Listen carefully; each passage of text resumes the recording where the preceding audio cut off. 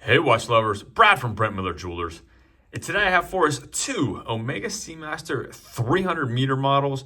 On my left is the newer no date version, aluminum bezel and aluminum dial. And on my right is the ceramic dial, ceramic bezel insert. And I wanted to get these side by side since I still have this one in stock. Just came in within the last week or so. And really just kind of ask you what your preference is. You still get the wave dials on both. However, you can see you have the, I'm going to call them old school wave dial pattern here on the newer model, which I actually think I personally prefer. It's a little bit more subtle until the light hits it compared to the laser engraved ones here on the ceramic dial. Again, not bad. I just my personal preference. Listen, both of these are fantastic watches. Both of them very similar, but obviously, as you can tell, yet very different. So let's go over the specs of these. Both 42 millimeter watches. Both have 31.2 millimeter crystals. So I actually think it's the same crystal in the same case. Case thickness I measured right around 13.8 on both of them. 49.6 is what I had on this, 49.5. So again, it's probably user error on my calipers. I'm going to say they're both right around 49.5 millimeters lug tip to lug tip. And again, I'd be surprised if it's not the same case. So again, same sizing as what I'm trying to say here. Both 20 millimeter lug widths, and where you get the first big difference here outside of, again, the dials, the materials used for the dials and the bezel inserts is going to be on these bracelets. So both 20 millimeter lug widths, but you got a Milanese mesh bracelets versus your Bond style bracelets here. The mesh one tapering to 18 at the very bottom before you're deploying clasp, whereas the Bond bracelet, obviously most of you guys know, no taper whatsoever, so it's 20 millimeters at the lug, 20 millimeters here at the last link. You have deployant clasps on both of these. However, you can see obviously just the bracelet style much different. You have the solid milled dual push button release here on the ceramic model. You do have the push button release. You do have the on the fly micro adjustability within that bracelet, within the clasp. So great on the fly if your wrist swells up or shrinks up, if it's cold out, whatever it may be. You have that option with the ceramic. With the steel mesh bracelets, you're not going to have that type of adjustability. However, still you'll be able to get a pretty good fit here on this mesh bracelet. But again, not the adjustability that some of you guys love. Usually myself included too with the on-the-fly micro. So just slight differences there. I will also say the clasp obviously is a little bit longer here on the stainless. They're both stainless steel, but on the ceramic. So let me just close these so you can see that on the underside of your wrist. So much larger presence with the clasp, but again, you are getting the micro there. Both of them housing let me take this sticker off. The 8800 series movements. So the no date model is the 8806. The ceramic with the date, again, so some functionality there, is getting the 8800. Both of them 55 hours of power reserve. So you get the same power reserve there. Both of them signed screw down crowns.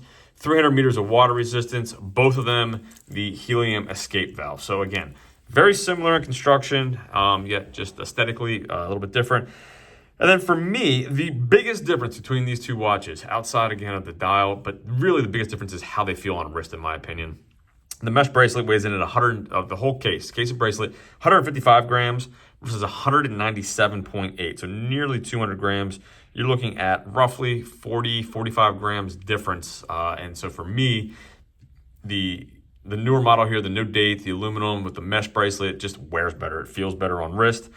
Price point, slight premium actually. So, not getting the ceramic dial, the ceramic bezel, just the aluminum, 6,500 versus 5,900. So there is a difference here. I'm not sure the construction of the bracelet may be more expensive as well. So just wanted to mention there is a $600 retail difference between the two. Let me throw these on wrist. Gang, both of these are great watches. If you can't tell already, I do prefer just the overall aesthetic of this newer no date. I'm not a huge fan. I don't always need a date window. The less I got to set or think about when I pick up and go, the better. I like the wave dial pattern a little bit better on these on this model and the older generation Seamasters, and I have no issues with the aluminum bezel. I actually like kind of a non-glossy finish. So the matte finish for me works. As soon as I have a Tudor Black Bay monochrome back in stock, I will certainly try to review this compared to it. I think that would be a pretty good comparison just with the matte flat black on both of them. However, stating that, I do like the touch of red on this Seamaster. I like the wording. I like the second hand. Again, if you want your date, obviously this is going to be your option. So both, I think, there's not a wrong answer here. It's really, what do you like? If you have a larger wrist and like a little bit more heft, this bracelet's going to be more comfortable for you. Again, I'm a 6 3/4 inch wrist. I do prefer lighter, thinner watches. Again, both of these the same case thickness, but just lighter on the mesh bracelet. Being completely honest, I do like the look of mesh bracelets, but I don't really ever wear them. Maybe some vintage. Back in the day, I might have had a compressor style that I threw on a shark mesh, but for the most part, so I don't know that I love either one of these bracelets. I think they're both very functional. I think they both look great, but if I had my choice, I'd probably go back to the old Peter Blake style Seamaster. That bracelet would probably be my preference. So regardless, again, I think these are both great options. I've rambled on long enough. Let's do bezel action here real quick.